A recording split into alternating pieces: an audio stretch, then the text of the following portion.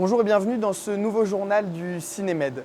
On la voit partout, dans Montpellier comme dans le Corum. Alba Rohrwacher est le visage de cette 46e édition et elle est venue à la rencontre de son public. Le meilleur moyen de conserver un film dans la durée, c'est le négatif. C'est en tout cas ce que pense Rachid, projectionniste au Cinémed. Et enfin, des sans-abri caméramans et acteurs, c'est l'originalité de ce documentaire montpelliérain qui suit la vie de 7 personnes sans domicile fixe.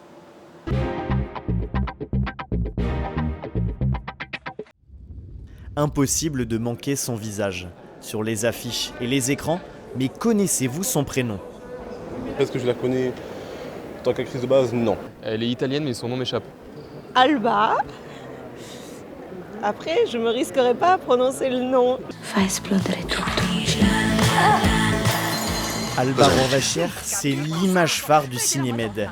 Révélée dans La solitude des nombreux premiers de Saverio Costanzo, c'est avec Hungry Hearts qu'elle remporte son premier prix à la Mostra de Venise. Alba Rohrwacher. Si c'est la star du Cinémed, c'est aussi grâce au film Les Merveilles, réalisé par sa sœur Alice, une œuvre qui a réuni les passions des deux femmes. Et moi, je suis actrice parce que je suis dans l'action, parce que même quand j'étais adolescent, je voulais me gagner la liberté. Et elle est réalisatrice aussi parce qu'elle était toujours un peu derrière moi et elle regardait.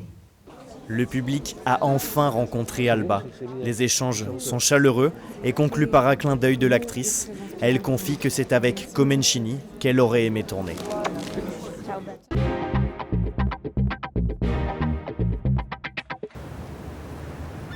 C'est l'histoire d'un dernier tour de piste. Le sort de la tour d'Assas est scellé à Montpellier, destruction prévue en 2025. 15 ans après son premier documentaire, Laure Pradal revient à La Paillade pour écrire la dernière page du phare du quartier.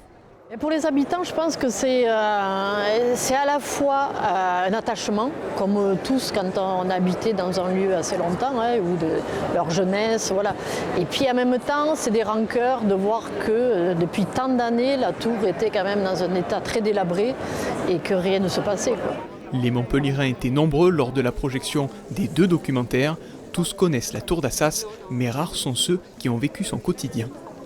On avait le retour des élèves, les ascenseurs qui ne fonctionnent pas, les gens qui sont bloqués, qui ne peuvent pas descendre. On avait le côté négatif et on ne s'est pas rendu compte qu'il y avait vraiment une grande solidarité, que les gens étaient contents.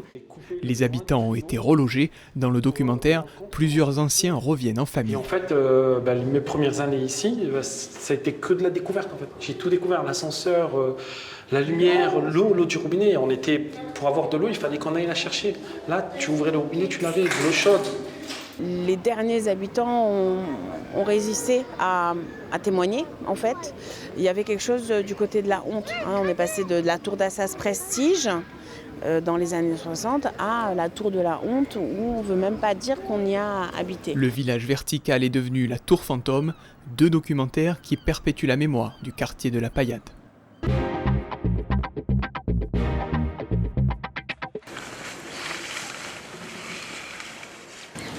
Moi, ça fait... j'ai arrêté d'appeler 115 parce que c'est assez frustrant et tout. Et moi, ça fait un an que je dors ici en tente. J'ai pas joué de rôle, c'était mon rôle. C'était moi, c'était ma vie. Comme Rodney, ils sont 7 SDF à se filmer dans leur quotidien de sans-abri, entre recherche d'un toit, repas, douche, passe-temps. Ils sont même les acteurs et les caméramans de ce documentaire, aidés par un réalisateur.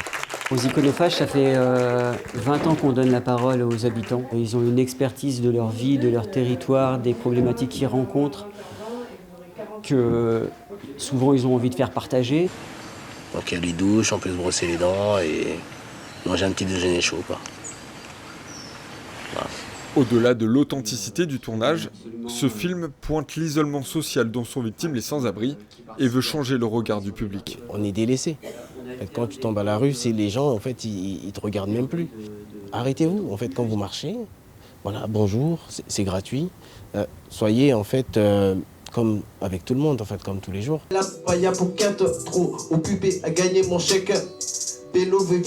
Rodney a offert au public de l'Utopia un de ses morceaux de rap. Cette musique l'a aidé à sortir de l'ombre et rythme le documentaire des iconophages.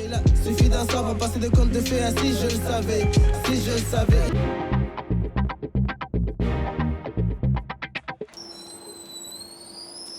Des gestes minutieux, répétés depuis près de 60 ans par ce projectionniste. J'ai travaillé les 3/4 de ma vie avec la pellicule. On travaille plus avec l'oreille qu'autre chose, quoi. On sent quand la pellicule chante, là, elle chante, la pellicule. Et donc ça va, on sait, comme tout à l'heure, il y a eu un souci, puisqu'il y a un collage qui s'est ouvert au passage, quoi. Donc voilà, donc effectivement, on a senti tout de suite qu'il y avait quelque chose qui n'allait pas aller jusqu'au bout. Le doux bruit du projecteur. C'est un bruit qui a bercé toute ma vie professionnelle, donc voilà, quoi. C'est quelque chose qui fait partie de moi. Ben, ça me rappelle ma jeunesse, tout simplement. Ça me rappelle le premier film que j'ai vu quand j'étais enfant, c'était Louisiana Story de Robert Flaherty. C'est la première fois que je voyais un film en couleur.